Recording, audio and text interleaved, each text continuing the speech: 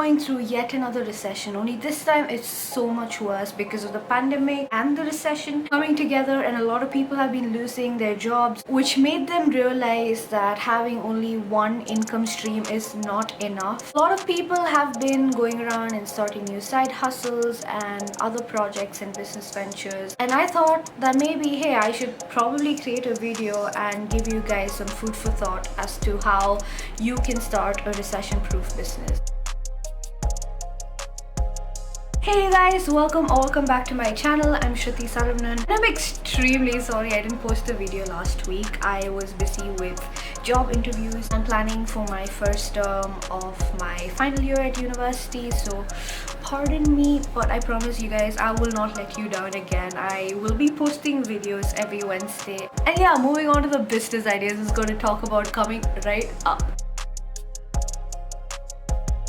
You guys, this industry is a whole gold mine because you literally can bootstrap your way through in order to start a business. And if you guessed it right, yeah, I'm talking about the food industry. And no, you don't really have to start a restaurant or a cafe because, let's be honest, that's so old school, especially ever since the pandemic started. Restaurants and cafes are dying, you guys. And even if they're operating at full capacity, they'll only get a profit margin of 25 to 30%. And let's be honest, when you can literally do other things in the food industry and get a profit margin of about 40 to 50, sometimes even 60%, then why don't you do that instead of starting a restaurant or a cafe, which also requires a lot of capital, and you'll also have to invest a lot of time at the initial stages of the making of your restaurant and cafe before you get a manager in set to run the place and it becomes a full-time job on its own. So what business can you start to get into the food industry? Because let's be honest, you guys, food is always going to be in demand. It's going to bring you a stable source of income, especially once you form a loyal customer base. They're always going to come back for more. So one way you can do this is by perfecting a few recipes and then getting your food standards, safety certificates and other things required by your state out of the way. And after that, you can partner up with delivery partners like Uber Eats or Swiggy, and then you can just start off your business, and this way you can literally bootstrap your way through, and it will also make you profit straight up. Or maybe you can start a food cart or a food truck. Having a food truck, for example, means that you only need to operate during rush hours, and it doesn't have to be a full-time job.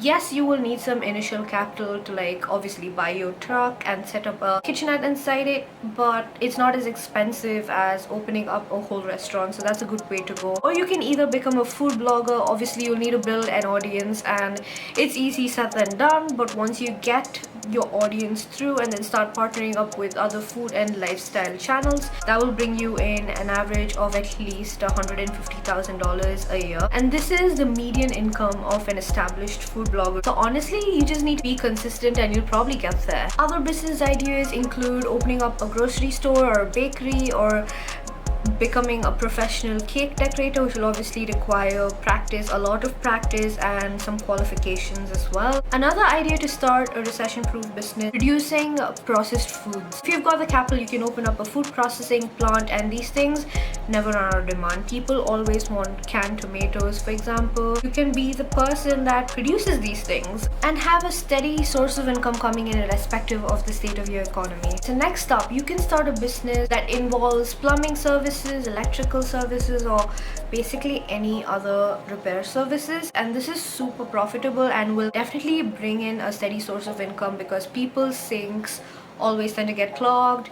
The electrical items in their houses will come up with a fault or another at some point of time. It's a great way to bring in a steady and a reliable source of income, and it's also super profitable because mechanics, for example, have a profit margin of 50 to 60%. Especially if your company builds up a reputation, then you can maybe open branches around and expand. Although you will have to hire a labor force that's highly trained, qualified, and will need to acquire skills. You might have to conduct training programs to make sure they live up to your company's standards. Sometimes you will also need equipment which might be expensive to run your business, but that will all fall under the initial fixed cost. So once you are able to cover that and start your business off, you're going to eventually end up getting really good profits out of this business. Next up, there's actually a very underrated business idea. In my opinion, it's got a lot of untapped potential. and I'm talking about cleaning services.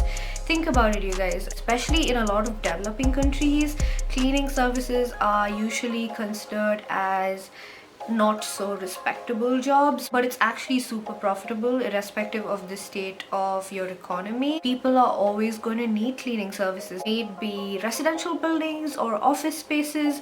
The floors are going to need to be swept, mopped, vacuumed, etc. And speaking of cleaning services, I think I should also include laundry services under this umbrella. People always need their clothes washed, ironed, etc. And you might need a little bit of capital to initially invest in your laundromat. All you just need is a small room with a few washing machines, dryers, and probably a couple of people to iron clothes maybe, and that's about it. You're always going to have customers coming in to get their clothes clean. Next up, event planning. Humans are social animals, and irrespective of the state of the economy, oh my god, I've said that so many times this video, but yeah, irrespective of the state of the economy, people are going to want to celebrate anything, be birthday parties or wedding anniversaries or someone getting a job promotion and they wanted to throw a party about it. And yeah, they're going to call in the event planners. You need to be a successful event planner, you need to have a great network of caterers, DJs, etc. If I have to include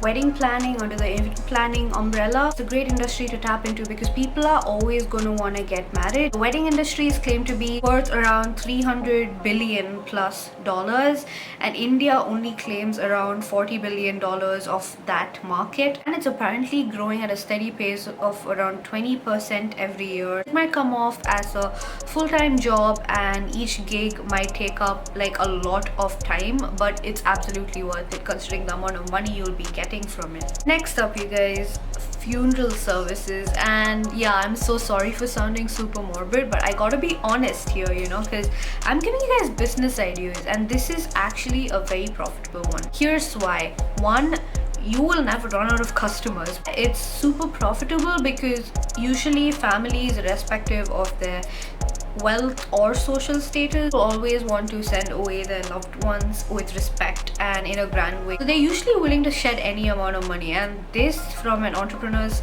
perspective, is super profitable. In combination with your funeral services, you can also include death care services, which basically means taking care of the cremation or the burial and dealing with whatever religious organization that's involved in this process, while the family just gets to pay you some money so you can take care of all of that while they can grieve in peace. So next up, we've got staff recruitment agencies, and this is actually a very interesting business because the recruitment agencies, they pose as a middleman between a person and the company the person wants to join. The companies pay these recruitment agencies for a pool of the best candidates because honestly speaking, even if companies do have a HR team, they've got no time to waste, you guys. I think these businesses boom during a recession because recessions are usually when people lose their jobs. So they're on the lookout for more jobs and they submit their resumes and other information to these agencies who promise to collect them. Could be for free or at a fee charged. If it's at a fee charged, it's more money to these agencies. So that's a great way to go.